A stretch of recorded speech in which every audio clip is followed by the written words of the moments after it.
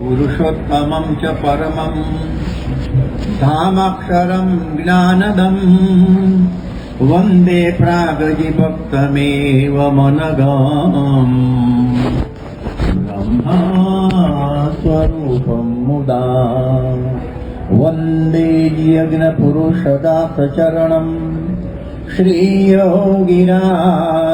तथा वन्दे श्री प्रमुखं महन्तगुणिनं मोक्षाय भक्त्या सदा।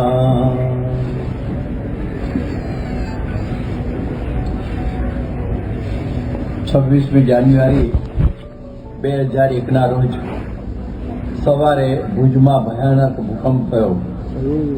હવે આ કુદરતી આપત્તિની વિનાશકતા હતી. સને 2004માં ડિસેમ્બરની 26મીએ પૂર્વ એશિયાની અંદર જે સમુદ્રની અંદર થયેલા દરિયાઈ ભૂકંપ, જેને સુનામી કહે છે, એના મોજા ઉદભવ્યા.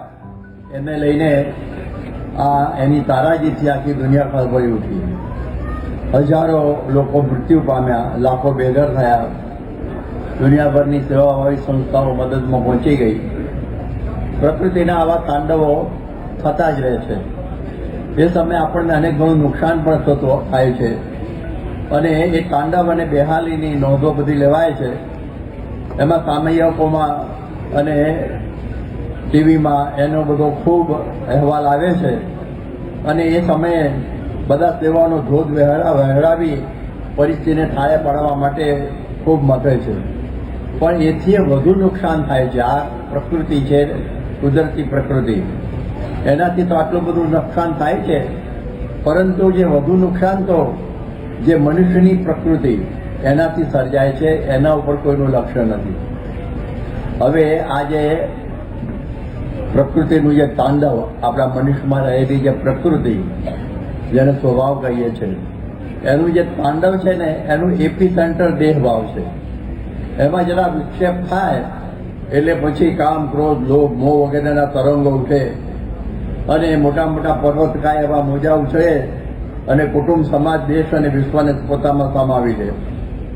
જુઓ દુર્યોધનની લોભી પ્રકૃતિ, અને એનાથી જે તાંડવ સર્જાયું એમાં 18 અક્ષૌણી સેનાને ભરખી લીધી. આ વિચાર કરો કયા ચક્રવાત ને કયા ભૂકંપ કે કઈ હોનાર હશે આટલા બધાને સાથે ભરખ્યા હોય. રાવણની કામી પ્રકૃતિ હતી, એથી આખા કુળનો સફાયો થઈ ગયો. હિટલરની અહંકારી પ્રકૃતિથી 5 કરોડથી વધુ લોકો હોમાયા. હવે આ બધી વાતો આપણે જાણીએ છીએ. આમ કુદરતી પ્રકૃતિના વિનાશક બન્યા તો કરતા પણ મનુષ્યની ભીતરમાં રહેલી પ્રકૃતિ એ બહુ ખતરનાક છે. હવે આપણે જોઈએ કે આ પ્રમાણે સત્તાધારીઓ બધા હોય છે, એમાં રહેલા જે કામ, ક્રોધ, લોભ, ઈર્ષા, અહંકાર, એને લઈને કેટલાય દેશ પીડાય છે. કેટલીક જનકલ્યાણ યોજનાઓ છે એ ખોરંભે પડે છે. એમાં મૂળ સત્તાધારીઓનો અહમ મમત્વ એ જ કારણ બની રહે છે. એટલે આવી પરિસ્થિતિ હોય છે. આપણે જોઈએ કે હઠેલા નેતાઓ એ દેશના ઇતિહાસ અને ભૂગોળ પર બદલ્યા છે. હિન્દુસ્તાનના કેટલા ટુકડા થઈ ગયા બધા જાણો છો. અને એની પાછળ પણ એમની આ પ્રકૃતિ જ હોય છે. કોઈ જયચંદ હોય, અમીચંદ હોય, કાકુ વાણિયા હોય, મિર્જાફર હોય, એ બધાની જે પ્રકૃતિઓને લઈને આવી બધી મુશ્કેલીઓ બને છે. એટલા માટે ઘણી વખત કહેવાય છે ઘર કો જલા દિયા ઘર કે ચિરાગ છે. આપણા દેશની અંદર આપણા માણસોએ એમની પ્રકૃતિને લઈને દેશને બરબાદ કરેલો છે. એટલે આવા બધા દાખલાઓ બને છે.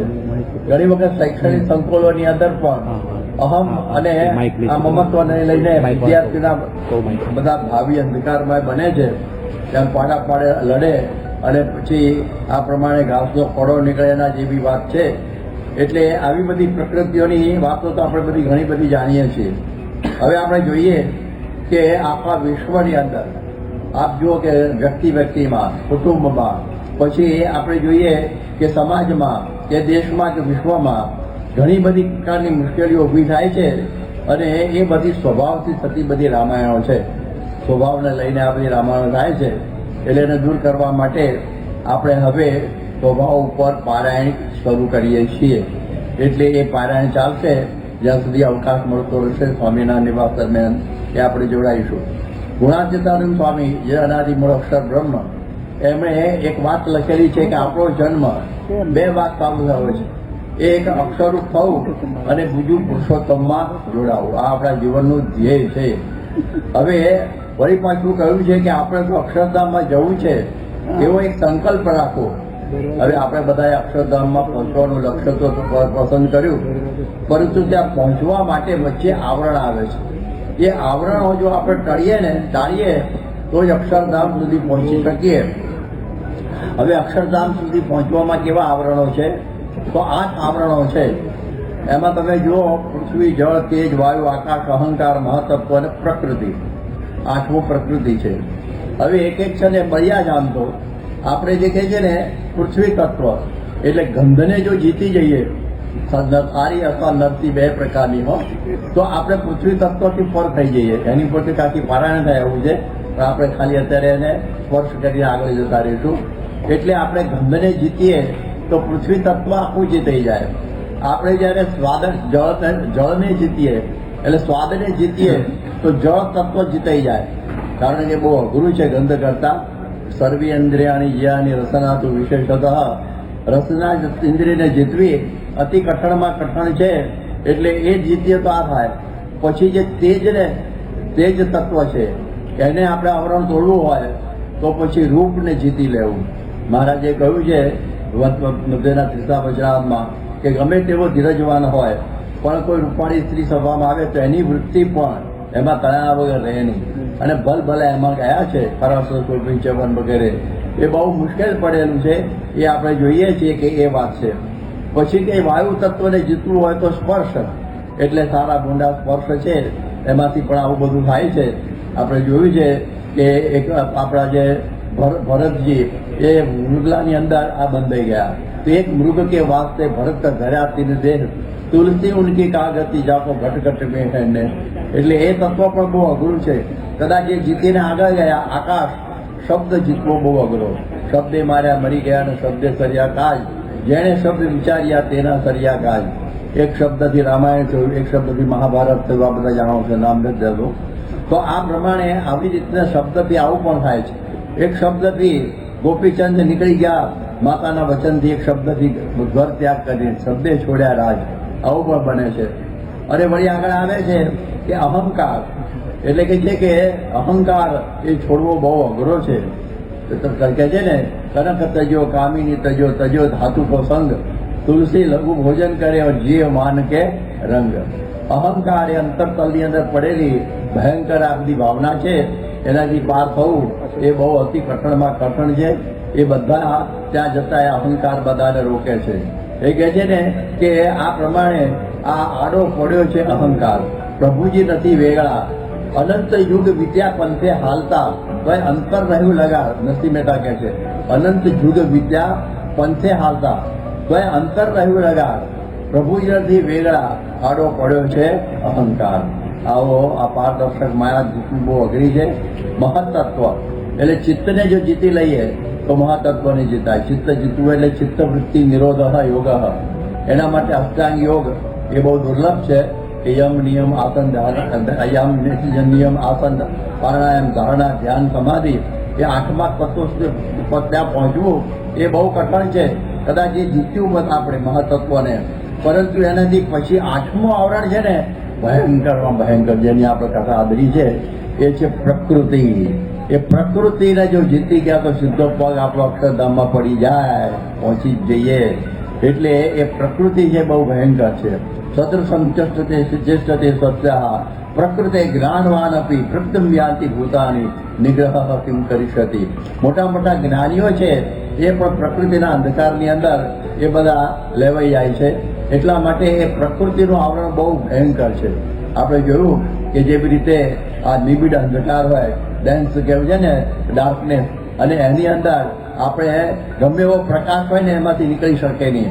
જેમ શ્રી કૃષ્ણ ભગવાન બ્રાહ્મણના છોકરાને લેવા માટે જતા હતા અને એ વખતે માયાનો ગાઢ અંધકાર આવ્યો અને એ વખતે એમનું સુદર્શન ચક્ર એમણે એક્ટિવેટ કર્યું, ચાલુ કર્યું, તો એમાં 10,000 સૂર્યનું તેજ હતું, તો બપોરિયા જેવું થઈ ગયું. એટલે અંધકાર છે ને એ પ્રકાશને ખાઈ જાય. એવી રીતે ગમે એવો જ્ઞાની હોય ને એ જ્ઞાન રૂપી પ્રકાશ છે ને એ માયાનો સ્વભાવનો પ્રકૃતિનો જે છે ને અંધકાર ખાઈ જાય છે નાખે જ્ઞાનને ખાઈ જાય. કેટલા લોકોના દાખલા બધા બન્યા છે આ જ્ઞાનીઓના. એટલે આપણે જોયું છે બહુ અઘરું છે. તો હવે આપણે આ દુર્ભેદ્ય પ્રકૃતિ જેને આપણે સ્વભાવ કહીએ, વાસના કહીએ, ટેવ કહીએ, વટ કહીએ, વળ કહીએ, લખણ કહીએ, આદત, હેવા, આટી માયા, ગમે એટલા નામ લઈએ એ બધા આ એના નામ છે. હવે આ સ્વભાવ છે શું? તો શ્રીજી મહારાજે આ અંત્યના 20મા વચનામાં કહ્યું કે જીવે જે પૂર્વજન્મને વિશે કર્મ કર્યા છે એ કર્મ પરિપક્વ અવસ્થાને પામીને જીવ વેળા એક રસ થઈ ગયા છે. જેમ લોઢાને વિશે અગ્નિ પ્રવેશ કરી જાય ને એમ એક રસ થઈ ગયા છે. અને એ એક રસ થઈ ગયા છે એ કર્મ, એને સ્વભાવ કહીએ, એને જ વાસના કહીએ અને એને જ પ્રકૃતિ કહીએ. એવી વાત આ મહારાજે વચનામાં બતાવેલી છે. એટલા માટે આ પ્રમાણે એને આપણે પાર કરવા માટેની આ વાતો થાય છે. એટલે આપણા આત્મા સાથે ચોંટી ગયેલી આ પ્રકૃતિ છે જે જન્મ મરણનું કારણ બને છે. જેમ લીંબોળ એમનાથી લીંબોળ થાય ને એવી રીતે આ સ્વભાવમાંથી બધું ઊભું થાય છે. સ્વભાવ એટલે સ્વ એટલે પોતાનું અને ભાવ એટલે મનોવલણ. પોતાનું મનોવલણ સ્વભાવ એટલે સ્વ એટલે પોતાનું ને ભાવ એટલે મનોવલણ. પોતાનો એટીટ્યુડ ઇંગ્લિશમાં કહે છે. એટલા માટે એનું નામ કહેવાય છે એ સ્વભાવ. એટલે એ પ્રમાણે આ સ્વભાવોની વાતો આવે છે. મહંત સ્વામી મહારાજે કોઈએ પૂછ્યું હતું એમને કે ભાઈ દોષો શું કહેવાય, વાસના શું, સ્વભાવ અને કારણ શરીરમાં શું ફરક છે? ત્યારે એમણે સરસ જવાબ આપ્યો હતો મહંત સ્વામી મહારાજે કે દોષો તો દેખાય, કામ દેખાય, ક્રોધ દેખાય, લોભ દેખાય, ખબર પડી જાય કામી છે, લોભી છે, આ ક્રોધ ભાવ છે એ દેખાય. અને વાસના છે ને એ ફિક્સ ડિપોઝિટ છે, સંચિત, એ અંદર પડેલી છે. એમાંથી આ બધા દોષો નીકળ્યા કરતા હોય. અને સ્વભાવ છે એ કોઈ ક્રિયા હોય તો તે સ્વભાવ સહિત ક્રિયા થાય. ક્રિયા કરીએ આપણે સ્વભાવ સાથે ક્રિયા થાય, એવી બધી ઘણી પરિસ્થિતિ થાય છે. અને કારણ શરીર છે તો મૂળ છે, જેને વાસના લિંગ દેહ કહે છે, મિથુની ગ્રંથિ કહે છે, હૃદય ગ્રંથિ કહે છે અને મહામાયા કહે છે. એમાંથી દોષો, વાસના, સ્વભાવ, પ્રકૃતિ બધું નીકળ્યા જ કરે છે. એટલા માટે બધા જ સ્વભાવો, દોષો, દુર્ગુણોનું મુખ્ય કારણ દેહભાવ, દેહાભિમાન છે. એટલે આ દેહાભિમાનને લઈને આ બધી અવસ્થિતિ થાય છે. જ્યાં લગી દેહને હું કરી માનસે ત્યાં લગી ભોગ વિલાસ ભાવે. એટલે આ પ્રમાણે દોષ માત્રનું મૂળ દેહાભિમાન થયું. એટલે આપણે આથી ભાષામાં કહીએ કે આ દેહાભિમાનને પોષતું આ દેહભાવ જનરેટર કહેવાય. જેમ જનરેટરમાંથી વીજળી ઉત્પન્ન થાય એમ દેહાભિમાનમાંથી અનેક પ્રકારના દોષો એ બધા નીકળે છે. દેહાભિમાન દોષ માત્ર દેહાભિમાન જોયા છઠ્ઠામાં કહ્યું છે. અને બીજું જે કારણ છે સ્વભાવની ઉત્પત્તિનું કારણ એ કુસંગ છે. સ્વામિનારાયણ ભગવાને સારંગપુરના 15મા ને સારંગપુર 18ના સંદર્ભના આધારે કહીએ કે વિષય સુખનો અંકુર પણ ઉઠે એમ ન હોય, પણ કુસંગના યોગે કરીને કામ, ક્રોધ, લોભ, મોહ, મદ, મત્સર આદિ મોટા વૃક્ષ એમાંથી થઈ જાય છે એ કુસંગ.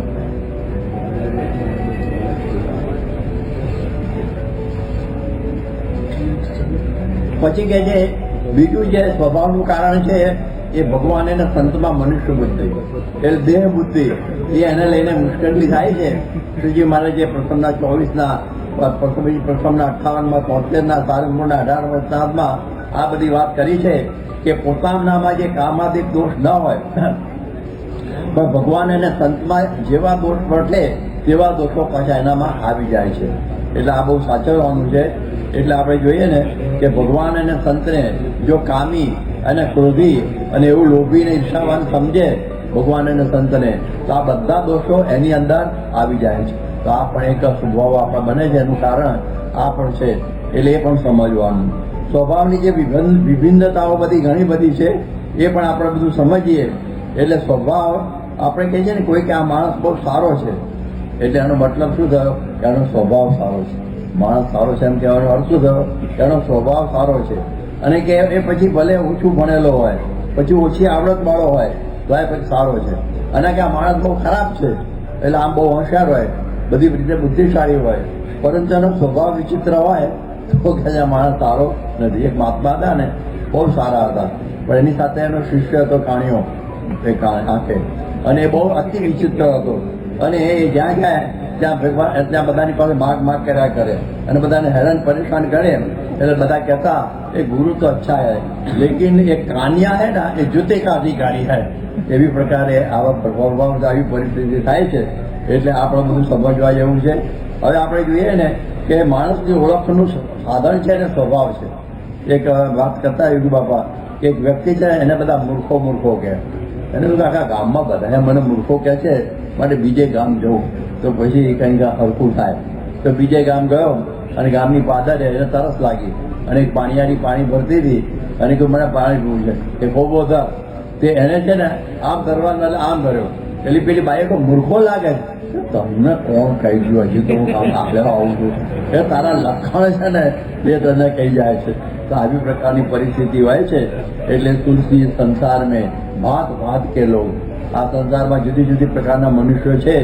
એટલે આ પ્રમાણે બધા સ્વભાવોની વિચિત્રતાઓ બધી ઘણી બધી હોય છે. આપણે જોઈએ કે હવે મહાભારતનું યુદ્ધ થતું હતું એ પહેલા અર્જુન શ્રી કૃષ્ણ ભગવાને કહે છે કે હવે જુઓ મારે લડવાનું છે, તો મારે ભાઈ જોવું છે કે કોની સાથે મારે લડવાનું છે. કઈ થયા મયા તો યુદ્ધવ્યમ, કોણે મારી સાથે લડવાનું છે ને હું જરા જોઈ દલો. એટલે સેનયોર ઉભયોર મધ્યે પ્રથમ સ્થાપય મેં જુત, આ બે સાનાની વચ્ચે મારો રથ મૂકો, હું જોઈ લઉં કે મારે કોની સાથે લડવાનું છે. એટલે આ પ્રમાણે દુશ્મનને પછાડવો હોય, પાછો પાડવો હોય તો એની ખામી અને ખૂબીઓ એને જોઈ લેવી પડે. એવી રીતે પ્રકૃતિને ટાળતા પહેલા એને ઓળખી લેવી જોઈએ. એને લડવાનું છે ને તેને ઓળખી લેવી જોઈએ. એટલે એ ન ઓળખશે તો નકામો. બાકી જેમ પોપટને શીખવાડ્યું કે બિલ્લી આવે તો ભાગ જાના ઉડ જાના, બિલ્લી આવે તો ઉડ જાના. હવે એને બિલ્લી બતાવેલી નહીં એટલે ભાઈ બિલાડી આવી અને એને પકડ્યો તો બોલ કરે, બિલ્લી આવે તો ભાગ જાના. એટલે પણ બિલ્લી આવી ગઈ પકડ્યો તને. એવી રીતે સ્વભાવને ઓળખ્યા ના હોય તો સ્વભાવ આપણને પકડી લે. એટલા માટે સ્વભાવની અંદર મુખ્ય સ્વભાવ કહે છે અહમ મૂલક પ્રકૃતિઓ કહી છે.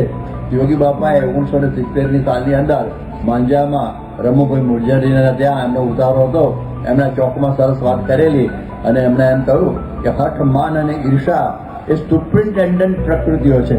સુપ્રિન્ટેન્ડન્ટ પ્રકૃતિઓ કહી એટલે વિશ્વાસ સ્વામી પણ કહ્યું માન મોટો છે અરી અજીત, સમજીને સંગ કરજો. એટલે અહંકારમાંથી પ્રકૃતિનો આવિષ્કાર થાય છે. જેમ આપણે જોઈએ કે આ જે ઈથર છે ને હવામાં અમથું સળગે, એમ અહંકારી હોય ને એને આપણે પૂછીએ કે કેમ છો, તમારી જેમ હોય એમ, કારણ શું છે ખાલી પૂછ્યું હતું તો એવા પ્રકારના તરત ગરમ થઈ જતા હોય. એટલે આવા બધી પ્રકૃતિ, અહમ પ્રકૃતિ. એક દરબાર ટ્રેનમાં બેસવા માટે પ્લેટફોર્મ પર ગયા, ટ્રેન ચાલુ થઈ ગઈ, કોઈ દોડો ટ્રેન જતી રહેશે. ત્યારે એમણે કહ્યું કે ટ્રેન ભલે જતી રહે પણ ચાલ નહીં બદલાય. બોલો કે અમારી પછી વેલ્યુ શું દોડીએ તો અમે. તો આવી પ્રકારની પરિસ્થિતિ થઈ જાય છે. એટલે આપણે જોઈએ ને અહંકારમાંથી કેવું બને. ગોપીચંદ અને ભ્રષ્ટુની વાત અતિ જાણીતી છે કે બંને રાજાઓ હતા અને બંને રાજ્ય છોડેલા, આપણે એકબીજાને મળેલા ને એ ઓળખતા નહોતા. અને ગામમાં એ ગયા પહેલા ગોપીચંદ અને એક ઓટલો જોયો એટલે એમને કહ્યું કે એની પર એક ફીંટી હતી. એટલે એના હમણાં કંઈ આગળ આપણે આપણું પોટલું મૂકીએ અને ભિક્ષા માગીને વિશ્રામ કરીશું.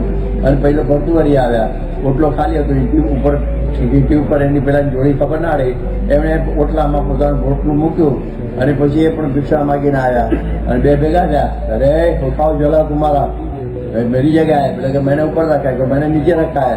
બોલા બોલી થઈ, મારા મારીની તૈયારી થતી હતી. હજુ ગામ ભેગું થયું કે આપણામાં તો થઈ જાય બધા કૂતરા 2000 બેસી ગયા આગળ આવીને જોવા શું થાય છે. અને પછી તો મારા મારી તૈયારીથી ત્યારે ડોશીમાં બોલ્યા કે ધન્ય છે ભરતુવરીને બધાને છે ગોપીચંદને કે અમે રાજ્ય છોડ્યા ને તમે કોકની ખીલી અને કોકના ઓટલા માટે આટલું મંડ્યા છો. બે સમજી ગયા. પણ આ પ્રકારે અહમ ભાવના લઈને આવી પરિસ્થિતિ થઈ જાય એટલે મુશ્કેલીનો પાર ના રહે. એક વખતે જુનાગઢની અંદર ગુણાતીતાનંદ સ્વામી હતા અને એમાં બધો સભા મંડપમાં બધા સાધુના પેલા ઉતારા હોય, એમાં એક સાધુ નવા આવ્યા એટલે બધાએ કહ્યું ભાઈ તમે 4 આંગળ કે વેચ ખસો તો આની જગ્યા થઈ જાય. બધા ખસી ગયા પણ એકે કંઈ સ્ટેશનના માથા ઉપર ખેલી નાખી હશે એટલે કે મારું આસન નહીં ખસે, મારું તો અહીં નહીં જ હશે. પછી તો ફરાને ખસેડવો પડ્યો અને એટલે ખોટું લાગ્યું. તે જુનાગઢથી ગઢડા જતો રહ્યો. સ્વામી કહ્યું કે વેચ ના ખસ્યો, હાઈટ ગૌ ખસ્યો. અહમ ભાવ આ પ્રકારની આવી પરિસ્થિતિ થઈ હોય છે. માનમાંથી બોસિંગ નેચર થઈ જાય કે આઈ એમ ઓલવેઝ રાઈટ, એટલે બીજાને દબાવવાની પ્રવૃત્તિ બધી થયા રાખે. અને આવું બધું હોય એટલે ઘણી વખતે અન્નની હાજરીમાં દીકરાઓને બાપ ધમકાવતા હોય, પણ એનાથી છોકરાઓ પર બહુ ખોટી અસર પડે છે. એટલે એવી બોસિંગ નેચર પણ નકામ હોય છે. એટલે એમાંથી આ માનમાંથી થઈ જાય, કરું તો હું કરું એ ભાવના પણ આ માનમાંથી ઊભી થઈ જાય છે. એક વખત એક બ્રાહ્મણ એક ગામમાં ભિક્ષા માંગવા ગયા, અને પછી ગામમાં ભિક્ષા માંગવા ગયા હશે, અને પછી કંઈક ભિક્ષા એ ગામમાં છેલ્લે માંગવા ગયા તો મળીને ના પાડી દીકરા કે બહુ હતી કે આમાં તો તમારે જ્યાં બહુ રખડતા જવાય નથી. એટલે પછી એ બિચારા વિલેમાં જતા બીજા પોતાના ગામ જવા, સામેથી એક ડોશીમાં આવ્યા અને બ્રાહ્મણને જોયા અને કે ક્યાંથી આવો છો? બ્રાહ્મણ મહારાજ કે સામાના આ ગામમાંથી આવીએ છે. કે ભિક્ષા માંગવા ગયા હતા? કે હા. કે તમે અમારા ઘેર ગયા હતા? કે ગયો હતો. પણ શું થયું? કે મારા ઓવે ના પાડી, મને ના પાડી. અરે એવું તો હોય, ચાલો ચાલો મારી સાથે. એટલે એનું પોટલું ઉપાડી લીધું બિચારે, અને પછી એક ગૌ સુધી પહોંચેલો, પાછા આવ્યો અને પછી ગૌને બોલાય, આવો બહાર વહુ. કે શું છે? કે ત્યાં બ્રાહ્મણ ના પાડી. કે હા, હજી તું તો હમણાંની આવેલી છે, ઘર ઉપર અધિકાર તો હજી મારો છું, જીવતી છું, ના પાડું તો હું પાડું, તું સારી ના પાડે. જાઓ મહારાજ, નથી આપવાની દીકરા. મારા પહેલાથી ત્યાંથી કઈ તો ધક્કો ખવડાયો ઉપડાયું. આ પ્રકારનું આ ભાવના લોકોમાં હોય છે. એટલે આવી પરિસ્થિતિની અંદર બેઠા છે. એટલે વૃદ્ધાવસ્થાની અંદર વાળ ખરી જાય તો વળ ખરતા નથી, આનું નામ કહેવાય. એટલે સત્સંગ કરાવું તો હું કરાવું, બીજા શું કામ કરાવે? આવી પણ પ્રકૃતિ બધી થાય છે. આવા ઘણા બધા વિચિત્ર માણસો યુગમાના સમયમાં પણ એમના જોડમાં આવેલા. એક નિર્મળદાસ ને ત્રિકમદાસ, એ પણ ભયંકર બે હતા. અને એક ગામમાંથી બીજે ગામ જવાનું હતું, એટલે યોગીજી મહારાજને હરિભક્તો મેં ગાડું આપીએ. એ બધા અહીં નજીક જ છે, હું ગાડાની જરૂર છે, હાલ્યા જઈશું. પેલા બે બરોબર ચટી ગઈ કે પેલો સામેથી ગાડું આપવામાં આવે છે ને યોગી મહારાજ ના પાડે છે. જમ્યા પછી તો તરત કે હા સાંજે જવાનું છે, કે હાલે અત્યારે ને અત્યારે હાલો.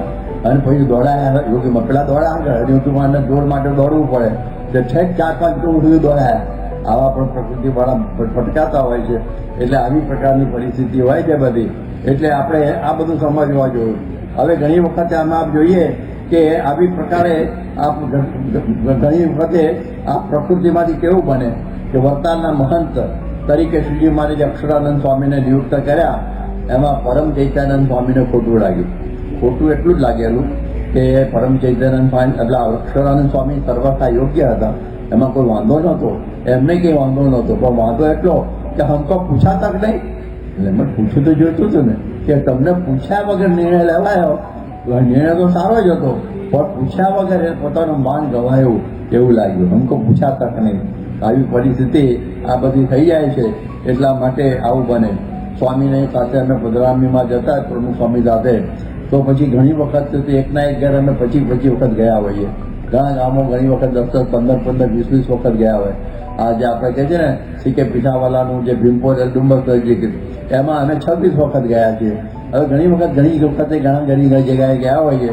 અને જો એક વખત કંઈક વિપરીત પરિસ્થિતિ આવી હોય અને એના ઘેર જવાનું રહી ગયું હોય તો એને ખોટું લાગી જાય. એટલે 25 વખત તો તારા ઘેર આવ્યા છે, હવે એક વખત કંઈ ના આવ્યા તો એમાં રીસાઈ જવાની કેવી બધી વાત કહેવાય. પણ આવા પ્રકારના દાખલાઓ આ પ્રમાણે બનતા હોય છે. એટલે આવા બધી ઘણી પ્રકારની પ્રકૃતિઓ આપણને લઈ જતી હોય, હેરાન પરેશાન કરતી હોય છે. આપણે જોઈએ ને કે ઘણી અહમમૂલક પ્રકૃતિઓ છે ને, એ બહુ વિચિત્ર હોય છે. હવે એક વખતે એક કાગડો હતો ને, એ પૂરી લઈ અને ઝાડ ઉપર ચડી ગયો. સવારે નીચે શિયાળ આવ્યું, એને થયું કે કાગડા પાસેથી પૂરી તો પડાવી છે, પણ કેવી રીતે પડાવી? કાગડો પણ હોશિયારમાં પાણી પંખી કહેવાય, પણ શિયાળ તો એના કરતા હોશિયાર. એટલે એણે ત્યાં કહ્યું કે કાગડાભાઈ, અત્યાર સુધી મેં ઘણાના બધા સંગીત સાંભળ્યા, ઘણા બધાના વિરસદ જોશી કે પછી આપણે કહેવાય ને, પણ ઘણા બધાના સાંભળ્યા, સાયકલના બધા બહુ સાંભળ્યા, પણ તમારા જેવું કોઈ ગાનાર હજી સુધી મને મળ્યું નથી. શું તમારો અવાજ છે? એટલે પેલો ફૂલોથી કાગડો ફૂલાયો કે અત્યાર સુધીના જમાનામાં મારા વખાણ કરનાર એક જ આ નીકળ્યું. એટલે એણે કહ્યું કે તમે કંઈ અત્યારે સવારનો ટાઈમ છે, એ કંઈક ભૈરવ રાગ કેવું કંઈ છે ને, એની કંઈ આલાપ બરોબર કરો ને. એ આ કરો તે આલાપ કરે મોડું તો ખુલી જાય ને. આ કર્યું પૂરી એકથી પડી ગઈ. શિયાળા લઈને ચાલતી પકડી કોઈ કે બરાબર તમે સંભળાવે રાખો હું જઉં છું. તો આવા બધા ખોઈ નાખતા હોય છે પરિસ્થિતિ, એટલે આવું બધું થાય. કોઈ વખતે આમ હોય ને કે તમારા વગર કોઈ કરી શકે એમ નથી, તો પેલો ખેંચાય રાખે. અમારી ગામની અંદર નામ તો નથી રહેતો, પણ એ ગામની અંદર એક હરિભક્તા હતા, એમને રસોઈ આપતી હતી, મંદિર હતું આપણું, અને એમાં એક જો ગામ એક છે ને એક નડે એવો હતો, એ કોઈ રીતે કોઈને કોઈ પણ આયોજનમાં દફો નખાયા વગર રહે જ નહીં. એટલે એમણે કહ્યું શું કરવું, તો આપણે ધર્મના ઈશ્વરભાઈ હતા, એમણે જઈને વાત કરી, અને પેલા ભાઈને જરૂર કે મારી રસોઈ છે અને મારાથી કંઈ ખાઈ શકે એવું પૈસા હું ખર્ચું, બધી વ્યવસ્થા બધું મારાથી થાય નહીં, અને મને લાગે છે કે આખા ગામની અંદર તમારા જો કોઈ આગાની વ્યવસ્થા કરી શકે એવું છે ને, કેમ તમે હવે મારી પર મૂકી દો, ચિંતા ના કરો, આખો ફૂટાયા કરો, અને સરસ મજાનો સમારંભ થઈ ગયો ને તે જ નડદારો હતો. એટલે આવી રીતે પણ લોકોને આ રીતે કરાય છે. પ્રમુખ સ્વામી મહારાજે આ પ્રમાણે ગોંડલમાં એક વાત કરેલી કે સંતનું બધું બરાબર હોય પણ આપણા સ્વભાવ પ્રમાણે ન હોય તો આપણને એ ગમતું નથી ગમતું. એટલે આવી પરિસ્થિતિ થાય છે. એટલે આ રીતે આવા બધા દાખલાઓ, આ બધી સ્વભાવની અંદર અહમમૂલક પ્રકૃતિ બહુ ગજબ કામ કરે છે. હવે ઘણા બધા હોદ્દાની ઈચ્છા રાખતા હોય કે મારે કંઈક સેવા તો કરવી છે મંદિરમાં, પણ મને કંઈક પોસ્ટ આપો. એટલે કંઈક નિરીક્ષક હોય, કોઈ પછી સંયોજક હોય, પછી કોઈ પ્રમાણે કોઠારી ભંડારી પૂજારી, કોઈ ટ્રસ્ટી, જુદી જુદી પ્રકારની બધી પોસ્ટો છે. એ કે તમે આપો તો પછી મારાથી સેવા થાય. એટલે એ હોદ્દાની વગર સેવા કરી શકે જ નહીં. અને એક ગણિત સમજી રાખવાનું છે, જે પછી અપેક્ષા રાખતા હોય ને હોદ્દાની, તો સમજવું કે હોદ્દાન લાયક નથી. આ સીધું સમજવાનું. અપેક્ષા હોય કે મને આ રીતનું મને કર, તો સમજવું કે લાયકાત એની છે જ નહીં. એનું ઉત્તમ ઉદાહરણ રઘુનાથ દાસ કેવો હતો બધા જાણીએ છીએ. પરંતુ જ્યારે રામાનંદ સ્વામીએ સહજાનંદ સ્વામીને ગાદી આપવાનું કર્યું, ત્યારે રઘુનાથ દાસ ન થયો કે હું જ યોગ્ય તો છું, મને જ આપવી જોઈએ ગાદી, અને કેમ આને વળગાડે છે. અને એમાં પછી ઘણી બધી મુશ્કેલીઓ ઊભી થઈ ગઈ, અને પછી તો એને સત્સંગનો ત્યાગ કરવો પડ્યો.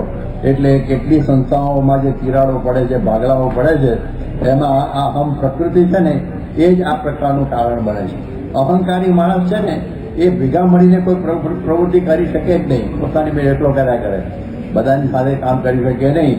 જુલિયસ નરેરે બહુ સુંદર વાત કરી હતી કે individual Indians are very intelligent, but if they have to work together they act like Buffalo. એટલે એકલો હોય ને કામ કરવું હોય ને તો બહુ હોશિયાર છે, પણ ભેગા મળીને કામ કરવું હોય ને તો પાડા જેવું કામ કરે, બધું મારામારી ધમાલ તોફાન કરી દે. એટલે આવી મુશ્કેલીઓ ઊભી થઈ જાય છે.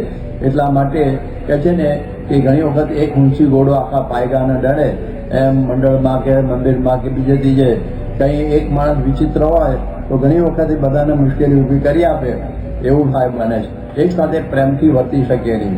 ઈસુ ખ્રિસ્તે આપણે દેહ છોડતી વખતે આ પોતાના બધા શિષ્યોને આદેશ આપ્યો કે તમે બધા એકબીજાની સાથે પ્રેમથી વર્તજો. આ બહુ અઘરી આજ્ઞા લાગી, આ બહુ અઘરું પડે છે બધાને. એટલે એવી પ્રકારની પરિસ્થિતિ આ પ્રમાણે છે. એટલે આપણે જોઈએ કે ઘણી વખતે આપણે શબ્દ પ્રયોગ કરીએ છીએ ને, જો તેણે આમ ન કર્યું હોત તો આવું ન બને. જો ફઈબાએ હઠ ન પકડી હોત તો શ્રીજી મહારાજ રાજી થાત. જો અને તો, આ બે શબ્દમાં સ્વભાવની અભિવ્યક્તિ થઈ જાય. જો અને તો, જો આમ ન થયું તો આમ. હવે આ તો છે ને 73 મણનો તો છે ને, એ ખસેડવો બહુ અઘરો છે, બહુ વજનદાર હોય છે. એ ખસવાનું નામ જ નથી લેતો, એવી પરિસ્થિતિ બને છે. એટલા માટે આ બધા મનનું મૂકવું, માનને મૂકવું, એ મહાત્માને પણ કઠણ પડી જાય છે. મનનું મરડાય એટલે તરત જ ઝાંખો પડી જાય. એટલા માટે કોઈએ કહ્યું છે કે પીળા પર્ણો ફરી નથી થતા, કોઈ કાળે જે લીલા, ભાંગ્યા હૈયા ફરી નથી થતા, કોઈ કાળે રસીલા, પામે વૃદ્ધિ ક્ષય પછી શશી, પ્રાણીનું એને ભાવી, નાવે એને ભરતી કદી જ્યાં એકદા ઓટ આવી. એટલે આ પ્રકારની આવી પરિસ્થિતિ બને છે. એટલા માટે ગુણાતીતાન સ્વામી કર્યું કે મન ધાર્યું મૂકે એ જીવન મુક્ત કહેવાય, મન ધાર્યું મૂક્યું એને ત્રિલોકી જીતી કહેવાય. એટલે આવી મન ધાર્યું કરવાની પ્રકૃતિ છે ને, એનું નામ જ હઠ કહેવાય. એટલે આવું બને. એટલે આવી પરિસ્થિતિ આ બની જતી હોય છે ઘણા બધાના જીવનમાં. એક જણ છે ને, એની બી હઠ હતી, અને યોગીજી મહારાજ એમને મનાવ્યા. એમને કહ્યું ભાઈ તમે આ ભાઈ સાથે હઠ મૂકી દો. એટલે માનતા શું બોલે ભાઈ ખબર છે, આ તો તમે કહો છો ને એટલે હું એને દંડવટ કરું છું. બાકી તે એને કોણ પૂછે છે? હવે આવી રીતે મળ્યું ના મળે, નિર્માહી પડે, થોડુંક થોડું કરવું પડે. આવી પરિસ્થિતિ થાય છે. પ્રમુખ સાહેબ મારે ઘણી વખત કહેતા કે મૂરખ, મગર અને મકોડો એને પકડતા આવડે પણ છોડતા આવડતું નથી. એટલે આવી મૂરખની પંક્તિની અંદર અહંકારનો સાથ હોય તો આવી રીતની પરિસ્થિતિ જાય છે. જેમ કે છે ને શાંતાનંદ સ્વામી જે સુરતમાં હતા અને ગુણાતીત શ્રીજી મહારાજે મુક્તાનંદ સ્વામી એ વખતે વાત કરી કે ભાઈ આ અથાણું આવ્યું છે અને મેં સત્યગત લખી છે, એને પણ મહારાજ અર્પણ કરવાની છે. તો ગુણાતીતાનંદ સ્વામીને કહ્યું કે તમે આ લઈ આવો. તો હવે એમની જોડમાં એક સાધુ શોધતા હતા. એમાં શાંતાનંદ સ્વામી હતા કે સ્વામી તમે કહેતો તો જઈશ, નહીં કહેતો તો હું જવાનો જ છું મહારાજના દર્શન કરવા. હવે કંઈક પૂછવાનું રહ્યું જ નહીં ને. એટલે પછી ભેગા ગયા અને મહારાજ એમને મળ્યા. ગુણાતીતાનંદ સ્વામી 22 વખત ભેટ્યા પણ આની સામે ના જોયું. ત્યારે કહ્યું સ્વામીએ મહારાજ આને બરણી ઉપાડી છે, સેવા કરી છે, માટે અમને કંઈ મળો તો ખરા. કે તમને 22 વખત મળતા કઠણ ન પડ્યું પણ આને એક વખત મળતા મને કઠણ પડે છે. તો આ પ્રકૃતિને લઈને આવી પરિસ્થિતિ થાય છે. હવે એક વખતે એવું બન્યું કે મહારાજ છે ને ત્યાં ગઢડામાં હતા અને ગઢડાનું મંદિર સસ્તું હતું. પૈસાની તાણ તો ગઢડામાં છેલ્લે બહુ રહેતી હંમેશા. એટલે મહારાજ જે આવે ને પૈસાની વાત કરતા. કોઈ રસોઈ આપવા આવે તો કે ભાઈ રસોઈ રવા દો, તમે સારી રસોઈ આપી દો રોટલા દાળની, હવે કંઈક લાડુ ને દૂધપાક ને માલપોળા ને બધું રવા દો અને જે પૈસા એના વધાર હોય એ બધા કરિયાના પગારની અંદર અમારે ચૂકવવાના છે એટલે તમે એમાં આપો. તો એક સંઘ આવ્યો અને શ્રીજી મહારાજે કહ્યું કે અમારે હાલ કરિયાના પગાર ચૂકવવાના પૈસાની જરૂર છે, માટે આ તમારી રકમ અમે વાપરીએ. એમાં તમારે રસોઈ આવી ગઈ આખી. એવી રીતે વાત કરી, બધા રાજી થયા. પણ સંઘની અંદર એક વ્યક્તિ હતી, એને હટ પકડી કે ના મહારાજ આમાંથી દૂધપાક બનાવો, માલપુઆ કરીને સૌને જમાડો. એને બહુ સમજાવ્યો પણ માન્યો નહીં. હવે આપણે નાતની વાત નથી કરાતી એટલે એક વ્યક્તિ બોલાય છે એટલે એને હટ મૂકી નહીં. અને પછી તો મહારાજ કહ્યું ચાલો એમ કરો, તમે કેટલા રૂપિયા લાવ્યા છો રસોઈના? એટલે બધાએ ઝઘડો કરો, મૂકો મારી સામે, બધા રૂપિયા મૂક્યા બધાએ. પછી કે જેના લીધા આ હોય ને જેનો ભાગ, કોઈ રૂપિયા આપણે બે આના હવે શું કહેવાય, કોઈ 10 રૂપિયા 15 રૂપિયા 20 25 રૂપિયા આપ્યા હોય એ બધા લઈ લો. કંઈક બધાએ લઈ લીધા. પછી 8 આના વધ્યા. 8 આના છેલ્લે આ કોના છે? બહુ પાડતો હતો ને માલપુર દૂધપાક વાળો એના હતા કે આ તારા 8 આનામાંથી દૂધપાક કરવાનો, માલપુરા કરવાની. 8 આનામાં આટલો કુદાકુદ કરતો હતો તો સમજી ગયો કે હારવા પૂર થઈ ગઈ. તો આવી પ્રકારની પરિસ્થિતિ થાય છે. ભગા શેઠને પણ એવું થયેલું. એમને પણ ઈચ્છા હતી કે બોટાદથી ગાડામાં બધા સરસ મજાના દૂધમાં લાડુ બનાવીને આવેલા, આખા લાડુ ભરીને, અને એમની ઈચ્છા હતી કે મારા લાડુનું દૂધ જમાડું અને બીજી બધી રસોઈ પણ કે મેં બનાવજો. મહારાજ કે તમે હમણાં રહો દો, આપ ખડિયાના પગારના પૈસા આપો કે ના લાડુ જ પીરસવાના બધાને. અને પછી તો મહારાજ કે ખૂટશે કે ના ખૂટે, બહુ લાવ્યો છું. અને પછી તો મહારાજ જે પીરસવા માંડ્યા ઉપરથી દેવતાઓ કંઈ લઈ લેતા હશે અને બૂમ પડી ખૂટ્યું. અને પછી તો શીરો શેકવો પડ્યો. મારે કોઈ જો ભગાશે આવું થયું. એ તો કે મારે તમારે ફૂટાડવું હતું એટલે ખૂટ્યું, બાકી ખૂટે એવું નહોતું. મેં આ પડ્યા પણ સંગરી ઊંચી રાખી. એટલે આવી પરિસ્થિતિ બની જાય છે. એટલા માટે આ મન ધારી મૂકવું મોટાની પાસજી, એના થઈ રહેવું એના દાસાનો દાસજી. આ મોટી ભક્તિ છે.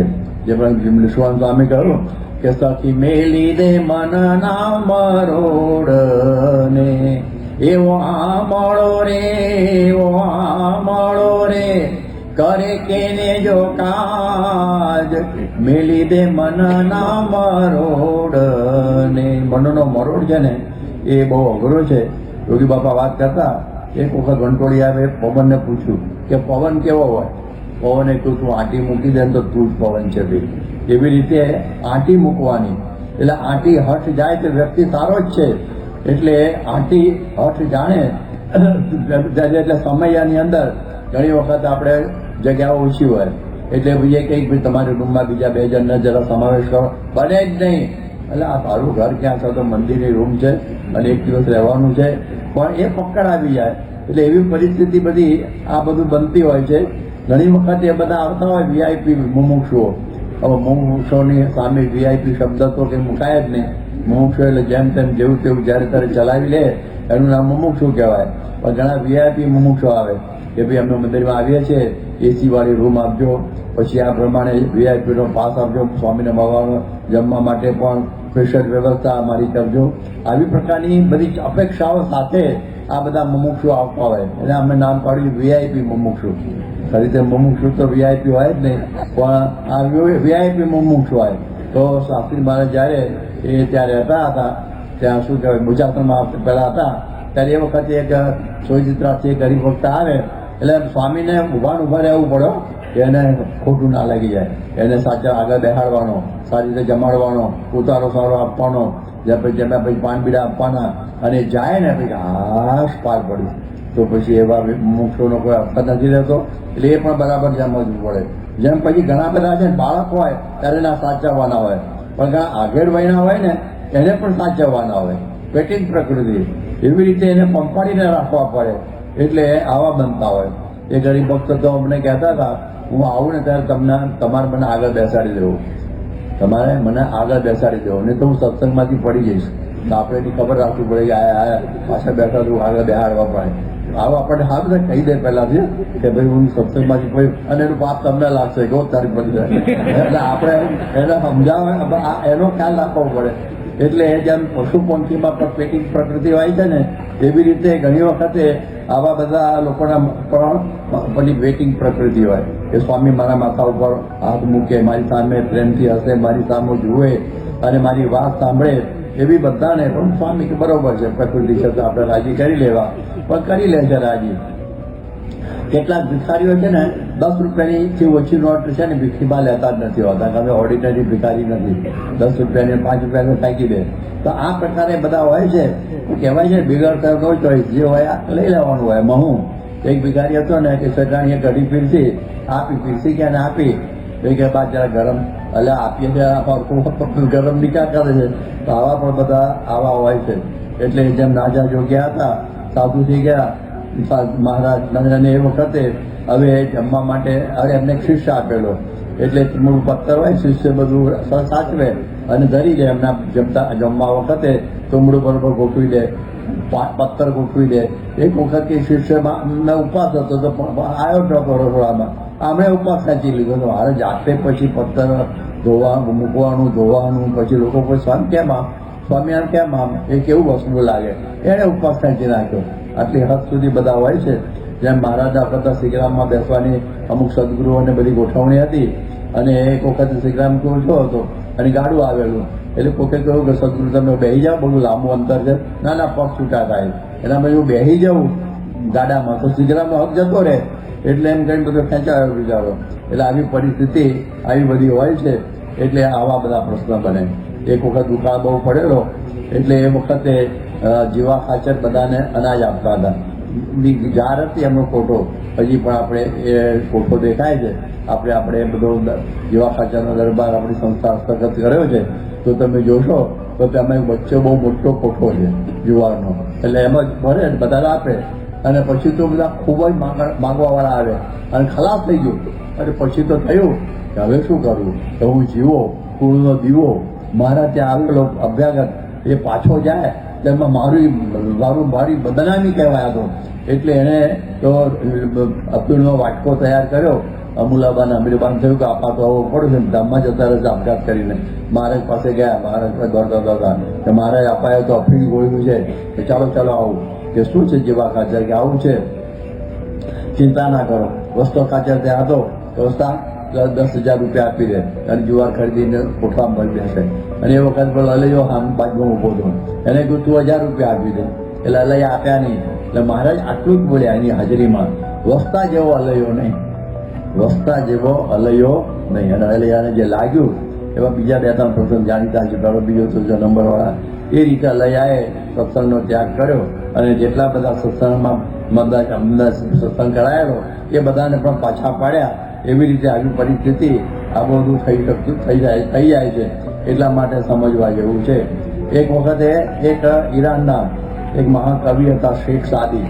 હવે એના પિતા હતા એટલા નાના હતા, 8-9 વર્ષના. એના પિતા એને મક્કા હજ કરવા લઈ ગયા, અને એ વખતે એવો નિયમ હતો કે સવારે વહેલા ઉઠીને નમાજ પડવી. બધા એ વખતે નીકળ્યા આવે અને પેલા ઓટલા ઉપર મસ્જિદના એક માણસ ઊંઘતો હતો. નમાજની બાંગ પોકારી ગયેલી, પેલો ઊંઘતો હતો. એટલે પેલા શેખ સાદી નાના હતા, એના પિતાને કહ્યું કે જુઓ ને પિતા, આ બહુ બાંગ પોકરાઈ ગઈ અને આ તો એ ઊંઘતો છે. ના બાપાએ કીધું તું ઘેર જોઈ રહ્યો તો સારું સાર, હજી તો તું નમાજમાં બેઠો નથી મસ્જિદમાં અને બીજાનું જોવાનું શરૂ કરી દીધું. આ નથી કરતો, આ નથી કરતો. એટલે આવી પ્રકારની પરિસ્થિતિ પણ આ બની જાય છે. એટલા માટે આવો અહંકારી સ્વભાવ ના રાખો. આપણે થોડું પાડવાનું શરૂ કર્યું, જેમ આપણે કંઈ નિર્જરા કરી હોય એકાદું જાય અને ફરારી કરી. હવે એ પ્રકારનું બધું અહંકાર આવી જાય છે. અહીં તો બધા કેજીથી પીએચડી સુધીના બધા જ વિદ્યાર્થીઓ કે જે વર્ગખંડની અંદર છે. એટલે આ પ્રમાણે આપણે આ શાંતિ રાખીને સત્સંગ કરો, એટલા માટે આપણે વિચાર કરવા જેવો છે. એટલે ઘણા બધાને છે ને પ્રાઇડ ઓફ ઇલનેસ, બર્ટન રસેલે કહ્યું કે ઘણી વખત પોતાનું ધ્યાન પોતા તરફ બીજાનું ધ્યાન ખેંચવા માટે સ્વપીડન પ્રકૃતિનો શિકાર બની જાય છે. આવી પરિસ્થિતિ આવી બધી બનતી હોય છે. એટલા માટે આપણે બધું સમજવા જેવું. કોઈ વિદ્વાનો અને કથાકારોને પોતાના નામી આગળ પાછળ પોતાની બધી જ ડિગ્રીઓ અને ઉપાધિઓ લગાડવાનો સ્વભાવ હોય છે. પત્રિકામાં જો કોઈ રહી ગયું હોય નામ, અરે કઈ ડિગ્રી, તો પછી ફરી છપાવડાવે કે મારી આ ડિગ્રી તો રહી ગઈ, મહત્વની તો આ હતી. એટલે એવી મુશ્કેલીઓ બધી બની જતી હોય છે. એટલે લોકોને પદવીઓની બહુ ઈચ્છા હોય છે, ઘણી બધી પદવીઓની.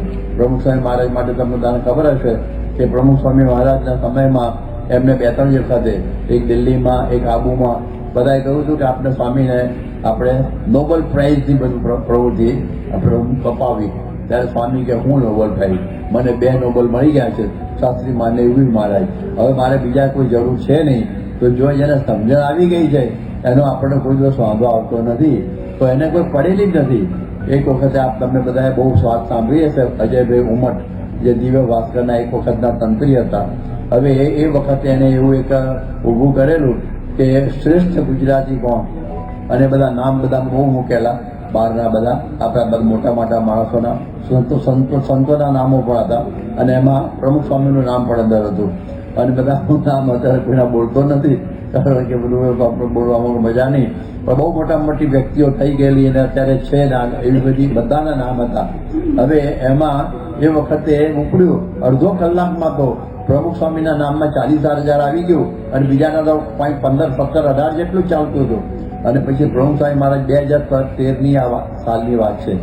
અને એ વખત સ્વામી લંડનમાં હતા અને સ્વામીને ખબર પડી આગળ, એટલે સ્વામીએ બ્રહ્મવિહારી સ્વામી કંઈ કહ્યું હશે કે આવી રીતનું ચાલે સ્વામી કે બંધ કરાવી દો. આપણે બધા જ શ્રેષ્ઠ જ છે અને કોઈ જરૂર નહીં. ત્યારે અજયભાઈ કહ્યું સ્વામી આ તો ચાલુ થઈ ગયું છે, તમે સૌથી આગળ છો અને તમે જ આગળ રહેવાના છો. સ્વામી કે મારે રહેવું નથી અને ગમે તેમ કરીને મારું બંધ કરાવો, કાં તો આખી આ પેલી બંધ કરાવી દો અને મારું નામ કરાવી નાખો. એ કરાવી રહ્યા. આ જુઓ, બીજાને તો એમ થાય કે આપણો વટ પડી જાય, અને આ તો સામે મળતું હોય તો પણ એની ના પાડવી એ બહુ અઘરું છે.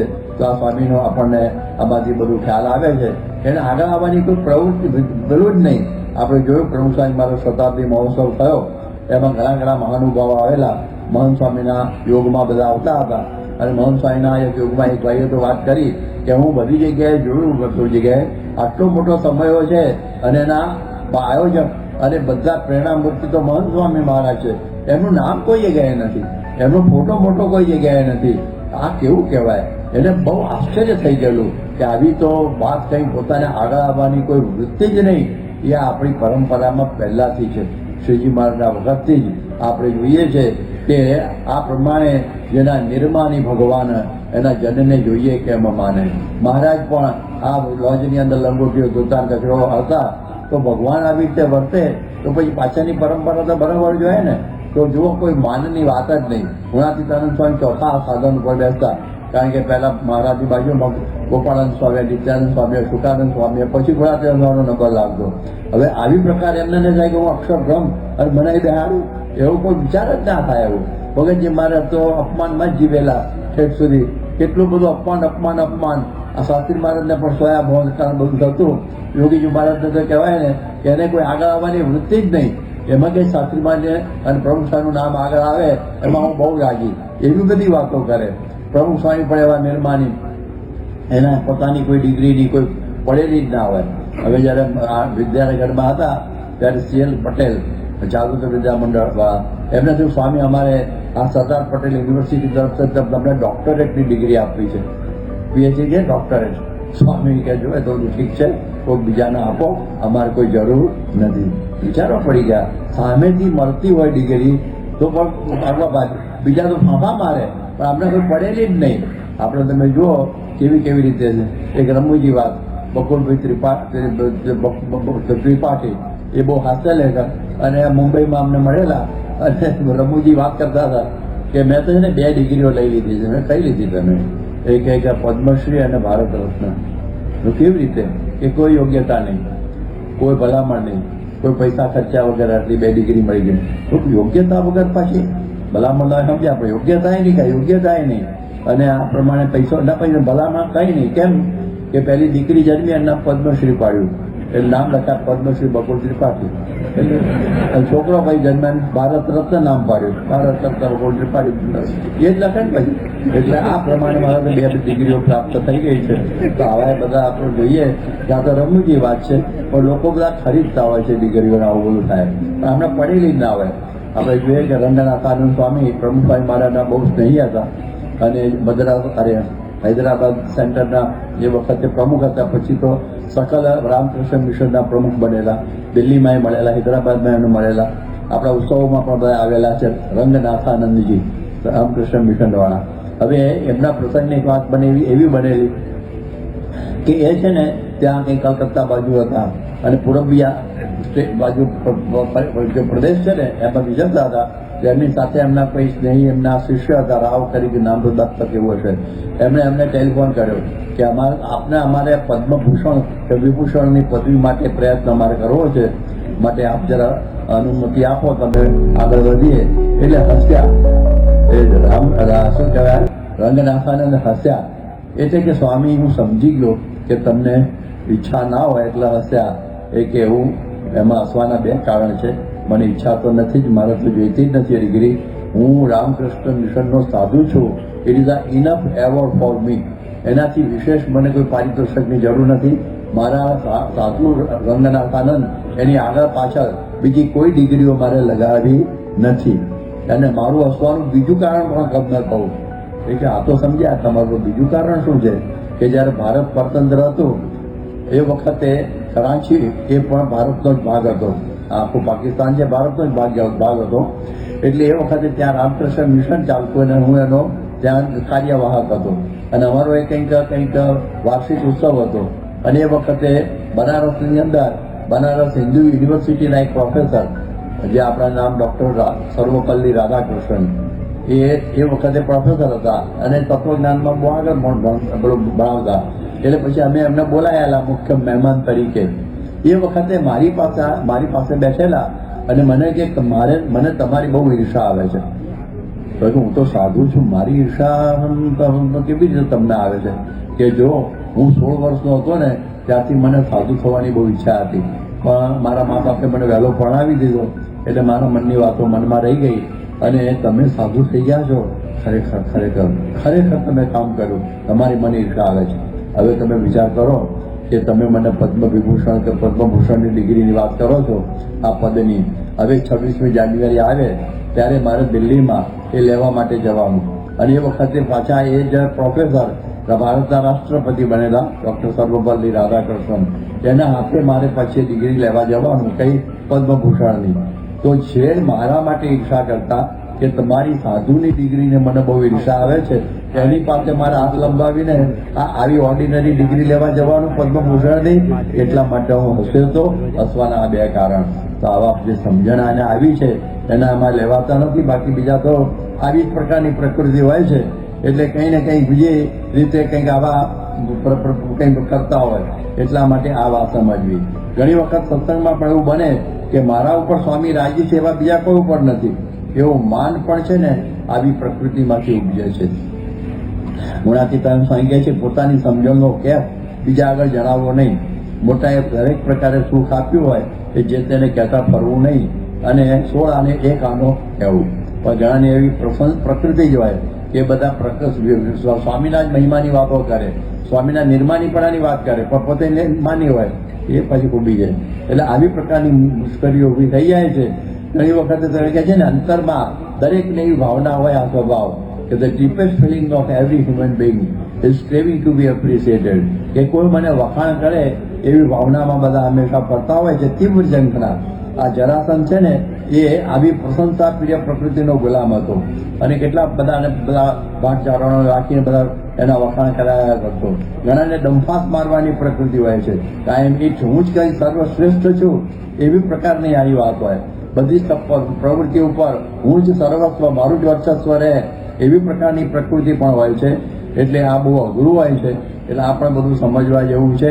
એટલે બીજાની પ્રશંસા કરવીને સાંભળવી, જે શત્રુને પ્રેમ કરવા જેવું કથન છે. એટલે આ બધું અઘરું છે. ઘણી વખત આવી વાત હોય કે યદી મેં નહીં હોતા, જો હું ના હોત તો આ કંઈ કાર્ય થાત જ નહીં, એવી પ્રકારના આ લોકોના અભિમાનો હોય છે. યદી મેં નહીં હોતા, યદી મેં નહીં હોતા. આપણે નતા તો એ પણ જગત ચાલતું છે, અત્યારે પણ ચાલે છે, ભવિષ્યમાં ચાલશે. આપણે આવો કે અભિમાન કરવાની કોઈ જરૂર નથી. આવું બધું રહે. એક વાર રાણપુર છે, રાણપુરમાં ભાદર નદી વહે છે. બે ભાદર છે, એક જેતપુરવાળી ભાદર જુદી અને આ ભાદર જુદી. આ ભાદર નદીમાં એક ભાઈ છે ને નાહવા ગયા હતા અને કંઈક લક્ષ્યો અંદર પડી ડૂબવા જ જવા હતા, ડબતા નહોતો આવડ્યું. એક ભાઈએ એમને પકડી લીધા અને બચાવી લીધા. પણ એને પછી મોલે સલામ ગયા થયા હતા મુસલમાન, અને ગામમાં બધા ભેદવાળા બધા એકબીજા. આમ તો એને કે જો પછી તો બચી ગયો પેલો. અને ગામ તો રાણપુર બહુ એવું અમદાવાદ જેવું મોટું નહીં, નાનું ગામ. વારે વારે ભેગો થઈ જાય દિવસમાં 1-2 વખત પેલો કે જો ઓ દિન મેં નહીં હોતા તો તેરા ક્યાં હોતા, આવું તમે મને બચાવી દીધું, હું તો ડૂબી જતા. એમ કરતા 6 મહિના રેકોર્ડ ચાલી. યદી મેં ઓ દિન નહીં હોતા તો તેરા ક્યાં હોતા. પછી એને બધે લાગી આવ્યું, એનો હાથ પકડી અને ભાદર નદી પર લઈ ગયો. હવે કે હું આ દિવસે પડું છું, જો દિન હોને વાલા था वो आज हो जाए मैं थक गया तेरी बातें सुन कर. એટલે ઘણા બધાને આવી પ્રકૃતિ હોય છે. યદી મેં નહીં હોતા, અભી નહીં હોતા.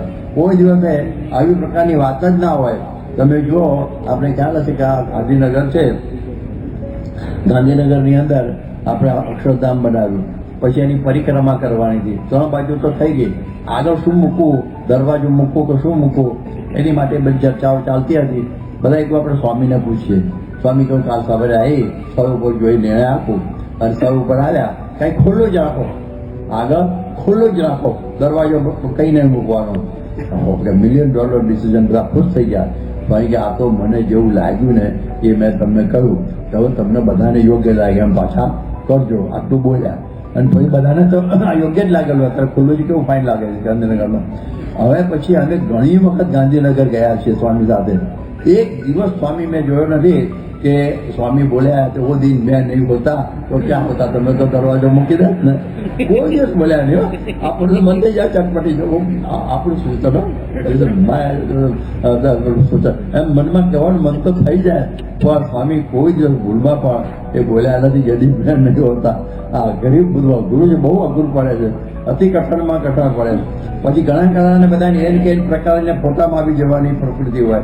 પછી ઘણાને ઘૂસણખોરીની પ્રકૃતિ હોય, કોઈની કૃતિ પોતાના નામે ચલાવી દેતા હોય. અને આવું બને, કોઈ પ્રોજેક્ટ ચાલતો હોય તો વચ્ચે એમાંથી પ્રવેશ કરી જાય અને બીજાને કોરો મૂકીને મેં જ બધું કર્યું જેમ જસ પોતે લેવા પ્રયત્ન કરે. અને કોઈ કહે હું સ્વામીને હું જણી આવવા બધું તમે જતા ને હું જણી આવી સમજો એવું જોવાય ના દે પાછું. એટલે આવી પ્રકૃતિ બધી થતી હોય છે.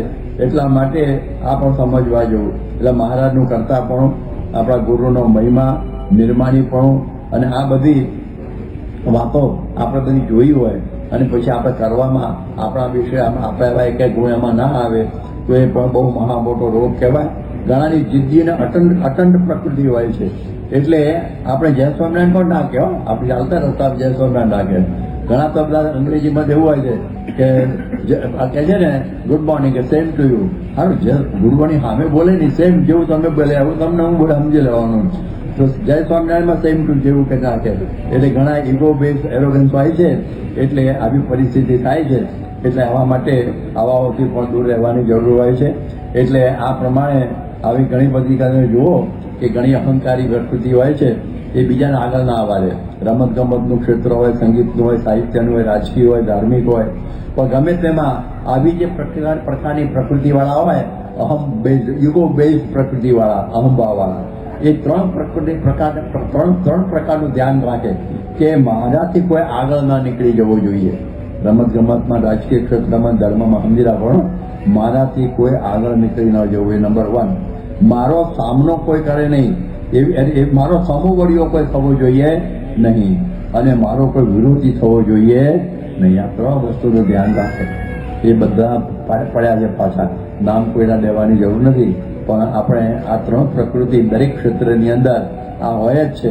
એટલે બધા યસ મેન હોય એ બધાને ગમે, પણ જો સામો પડ્યો ત્યારે પછાડા વગર રહે નહીં. અને એની પ્રકૃતિ એ પોતાથી આગળ નીકળવા પ્રયત્ન કરતો હોય, પોતાનો સમોવડો થતો હોય અથવા પોતાનો વિરોધી હોય તો ગમે તેમ કરીને એને પાછો પાડવો. બધા ક્ષેત્રોની અંદર નામ કોઈને દેવા જેવા નથી, પણ આપણે કંઈ સમજી લેવાનું.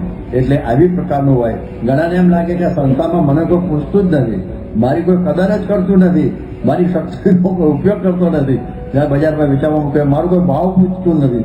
આવી પ્રકારની બધાને કદરની ભૂખડી બાર જેવા આ ઉદ્ગારની અંદર અહંકારના ઓળખાવ સિવાય બીજું કંઈ દેખાતું નથી. એટલે આવી પ્રકારની પ્રકૃતિ હોય છે. પણ વ્યક્તિને પોતાની મર્યાદાનું ભાન હોવું જોઈએ કે ભાઈ મારી આટલી શક્તિ છે, એટલે એ રીતે જ મારી સાથે બધા મારું આવું વર્તન કરે તો મને એવી જવાબદારી સોંપે.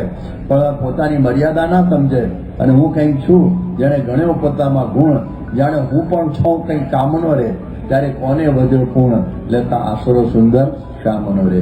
બીજા આપણો મહિમા સમજે ને એમાં બહુ વાંધો નથી, કારણ સંતોનો મહિમા તો હરિભક્તોને બહારના સમજતા હોય એમાં કંઈ તકલીફ નથી.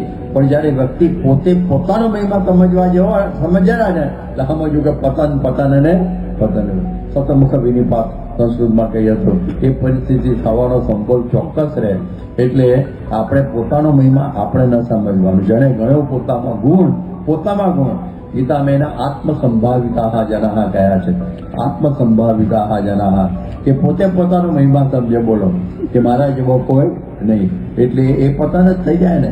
એટલે એવા ઘણા બધા હોય છે કે પોતાને ભગવાન છું એ ત્યાં સુધીનો પણ અભિનિવેશ થયો હોય, જેને અભિનિવેશ કહેવાય છે. પોતાનો અભિનિવેશ થયો હોય એવું કહેવાય.